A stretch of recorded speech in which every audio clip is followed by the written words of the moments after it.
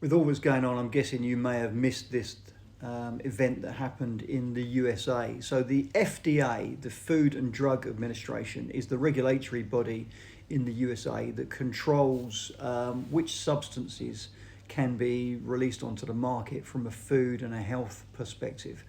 They have now recommended, or actually they've withdrawn their recommendation on the JibbyJabs. Got to be careful how I phrase this, because every time I even use this word I get a video taken down. But the JibbyJabs that everyone was given 4 or 5 years ago for the illness that allegedly went all around the world were being given to everyone in the USA and promoted very heavily, and so were the booster jabs that everyone was getting, right down to children age, very young children in the USA. Well, the FDA announced in the last week that they are no longer recommending that anyone takes those.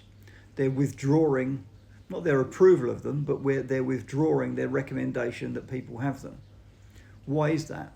Well, because more and more studies have come out and have shown that either A, they're not effective, or B, they have some quite serious repercussions on an ongoing basis. So the FDA has withdrawn the recommendation that people take them. There is a lot of talk that under the new management of Robert Kennedy Jr., that actually they'll be banned at some point soon, and will be withdrawn from the market. Whether that will happen or not, how quickly that will happen, we don't know. But the USA, as I say, is now withdrawing the recommendation that people continue to take them, which is just common sense, really. Can't say any more than that. I'm going to do some videos actually on my Instagram page and on my YouTube page going into a lot more detail on this subject, because that won't get taken down. Some of the information that's come out in the last month or two is genuinely shocking, and people need to be aware of it. But if I put it on here, it's an instant ban.